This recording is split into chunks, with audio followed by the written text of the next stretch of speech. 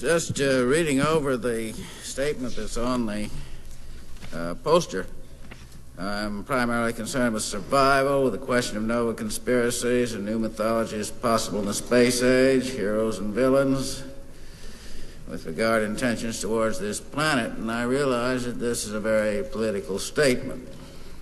Now, if we see the Earth as a spaceship and go further to invoke the comparison of a lifeboat, it is, of course, of vital concern to everybody in the boat if the crew or the passengers start polluting the supply of food and water, distributing supplies on a grossly inequitable basis, knocking holes in the bottom of the boat, or, worst of all, plotting to blow the boat out from under us. And what more blatant Nova conspiracy than the development and use of an atom bomb?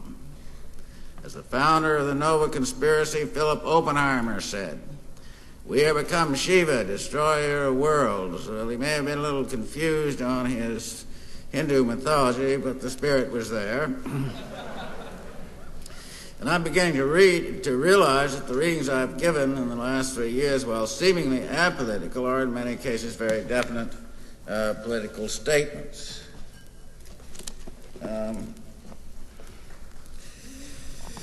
Roosevelt, after inauguration, and this piece was written almost 20 years ago, appears in retrospect as designed to devalue the whole image of the presidency, a devaluation which was consummated at Watergate. And I'll read a few selections from this. Roosevelt after inauguration. Immediately after the inauguration, Roosevelt appeared on the White House balcony, dressed in the purple robes of a Roman emperor and leading a blind, toothless lion on a gold chain. Hogg called his constituents to come and get their appointments. The constituents rushed up, grunting and squealing like the hogs they were. Men who had gone gray and toothless in the faithful service of their country were summarily dismissed in the grossest terms, like, "You're fired, you old fuck. Get your piles out of here." And in many cases, thrown bodily out of their offices. Hoodlums and riffraffs of the lowest caliber filled the highest offices of the land.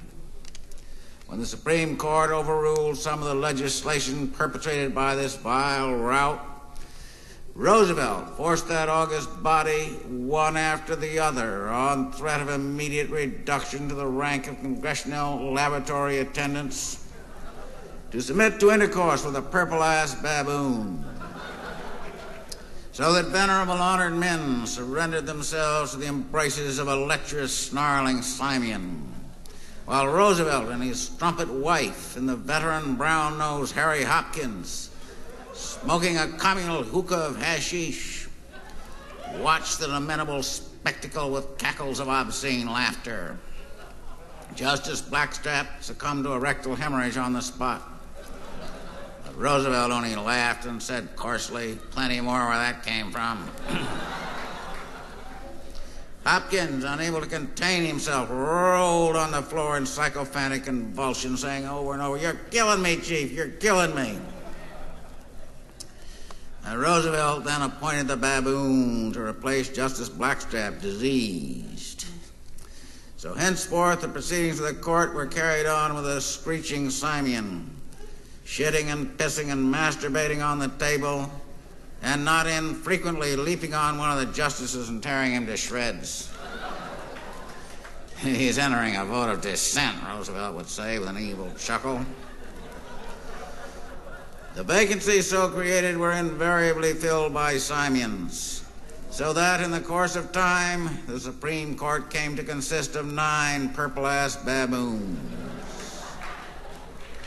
And Roosevelt, claiming to be the only one able to interpret their decisions, thus gained control of the highest tribunal in the land.